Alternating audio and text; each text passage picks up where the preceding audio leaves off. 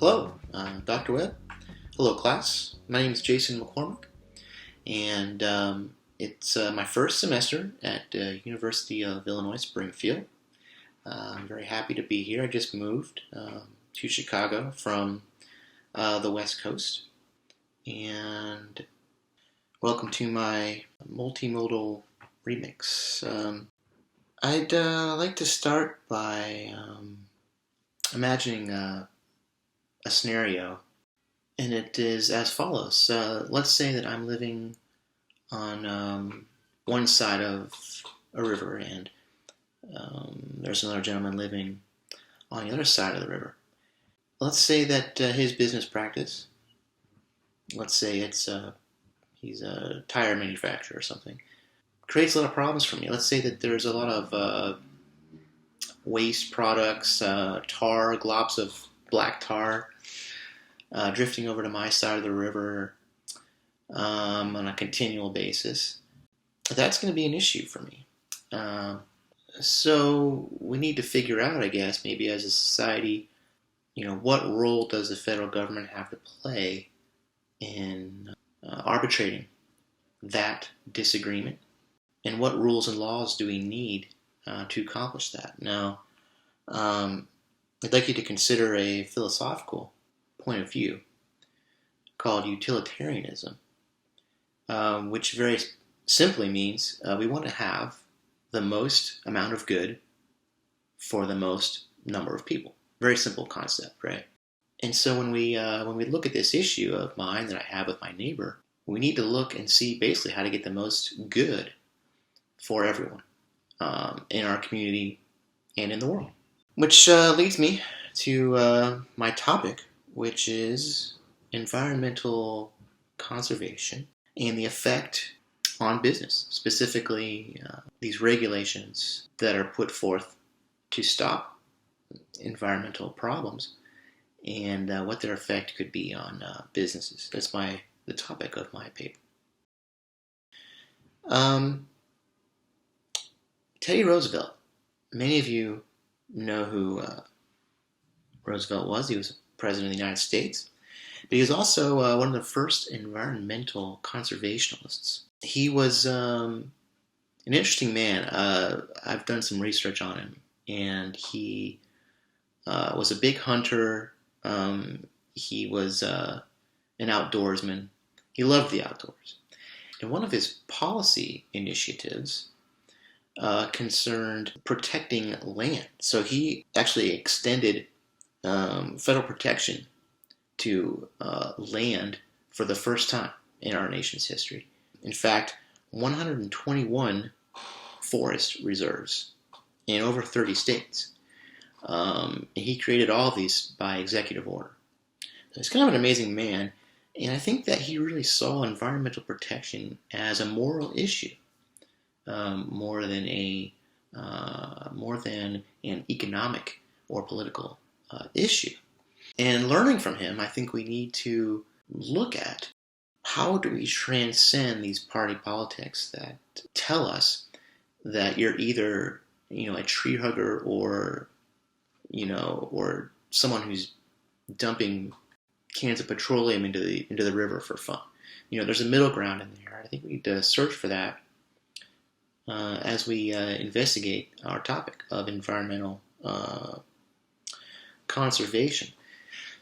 Now, one of the focuses of my paper was on the idea of the Green New Deal, which is a policy initiative to focus our energy on this important topic of environmental conservation.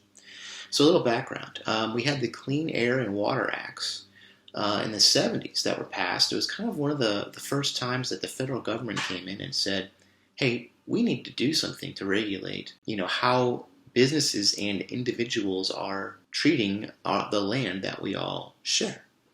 So the acts, I'll read to you briefly here what they did, established the basic structure for regulating discharges of pollutants into the waters of the United States, protected public health and public welfare, and regulated emissions of hazardous air pollutants. So, it was a big deal then. And I think what we hear all the time from conservative politicians and radio personalities and citizens is that these conservation laws are bad for business. I mean, how many times have you heard that? So I really wanted to look at that in my paper and focus on figuring out was that a legitimate argument that they're putting forth. And one thing that that I found, I did find a few facts, and I can tell you now that the gross domestic product of the United States more than doubled between 1970 and the year 2011. So it makes me question this stance that they've put forth. Environmental protection is somehow going to bring our economy down. Let's direct our attention now to the Green New Deal. What is the Green New Deal? It's a policy initiative that has been put forward by progressive Democrats recently. And the idea of it is to address and mitigate the existential threat of climate change. Now, the way that they want to go about doing this is to reduce the greenhouse gases and the use of fossil fuels. Now, I'm going to assume that most of you are at least somewhat familiar with the basics of climate change. The Green New Deal would strive to really focus for the next 10 years on specific elements that would help reduce greenhouse gas emissions and overdependence on fossil fuels. So let's review what those elements might be.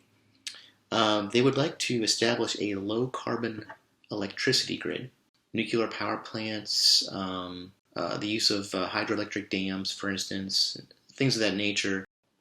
But the Green New Deal kind of goes beyond, the basic elements of helping the environment, and it specifically focuses on job creation in clean energy industries or green industries. So it's a very wide-ranging scope here of change. So one thing they want to do is make certain we have zero greenhouse gas emissions by 2030. So that's a huge undertaking. Another goal would be 100% renewable energy sources by the year 2030. So they have a couple of very important goals that they'd like to achieve with the implementation of the Green New Deal. In addition to that, not only do they want to build for the future, but they also want to protect the Clean Air Act and the Clean Water Act from the 1970s and make sure that the benefits of those laws remain for future generations. They want to inaugurate a new century of environmental conservation and protection. And it's really a broad, sweeping policy change it would be for the United States. So let's look and see if their claims are valid or if their plan is reasonable. Well, they say they're going to create a lot of jobs. They say that this will defray the costs of implementing this policy. So we need to look really seriously at that and see what the long-term effects might be. The United States is the number one environmental technology country in the world. 1/3 of the global environmental technology market is in the United States. So there is some evidence to suggest that this is a burgeoning market, and that we might be able to really be a leader in that industry. That lends itself pretty favorably to this claim that they're going to create a lot of jobs. Is that going to defray the costs of implementing this policy? I mean, we're talking about huge changes. So let's look at the opposition to the Green New Deal and some of the positions that are taken. Many conservatives said that, we are over-regulating our businesses to death. One of the main objections to environmental conservation in practice from conservatives is that this is a government takeover. This is one of their main concerns I think they're trying to say, well, we don't need the government watching everything that we do, and so on and so forth. So we've all heard that argument before. Another main objection that they have is cost. And here is where, there is an issue here. According to some estimates, the Green New Deal could cost between $8 and $12 trillion just in the next 10 years. Now, we're already $20 trillion in debt. Another objection that conservatives raise is that whenever we have overregulation that benefits foreign companies, and we end up outsourcing our jobs. So they argue that simply by overregulating ourselves, we're going to be unable to hire American workers, and that we're going to have to build factories outside of the United States. So that's another objection that conservatives have to this sort of policy implementation. And finally, their least cohesive objection would be that this is socialism. My argument to that would be our whole government is a form of socialism. They need to specify that claim. Now, there are also some liberals that oppose the Green New Deal, and their main objection would be that the whole debate is going to cost them votes in the 2020 election, and they're afraid that getting back to utilitarianism, the most good for the most people. They're saying, geez, if we run on this, we're going to get stomped in the election. Then the Republicans are going to take over. And then where will that leave us as far as environmental conservation and protectionism? So their argument would be, hey, let's scale this thing back and make it more appealing to the average citizen so that we can run on it and be successful in the next election. So in conclusion, I'd like to share with you a quote by President Theodore Roosevelt. He said, "The nation behaves well if it treats the natural resources as assets, which it must turn over to the next generation, increased, not impaired, in value." Now, I think that's a pretty interesting statement to make. I definitely got involved in this topic because I believe that we do need to conserve the earth for future generations, for ourselves. And I don't think that individuals or companies should have the right to pollute or to dump or to throw their garbage out into the river. I personally believe the Green New Deal might be a little bit of a stretch. I think that the cost is very high, and I think that some of the goals are a bit unrealistic. So I'd like to see something like the Green New Deal be implemented, but I wouldn't be able to support the policy as it is written now. I'm definitely in favor of investing in modern energy initiatives, green energy proposals, and looking at the electricity grid, looking at where we're getting our energy from. All good things. And I must say that this argument by conservatives that environmental protectionism, conservation, whatever you want to call it, is detrimental to business, I don't think that argument holds any water, really. I think it's just something that they say, on the campaign trail. But I don't think that they really believe it. I think that there's very little evidence to support this claim. So I think the search for common ground is crucial here, isn't it? And looking back at my previous example, talking about the river and myself and my neighbor, isn't there a way to fix that issue that would be beneficial to both sides? Couldn't I simply go further up the river to get my water? Why can't I do that? Now, I might ask for compensatory payments for my inconvenience that I have to go up the river to get my water, but it certainly is an option. What about my neighbor?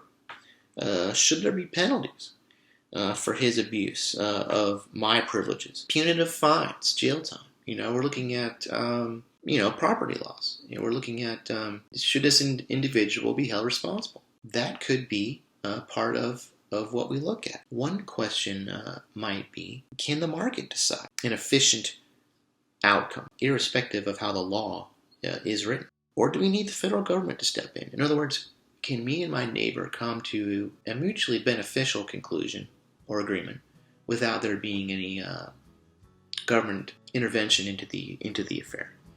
So I ask my viewers here to let me know what you think. what is the best way to resolve the dispute that me and my neighbor have over the water? And what is the best strategy for making sure that problems like this don't happen in the future?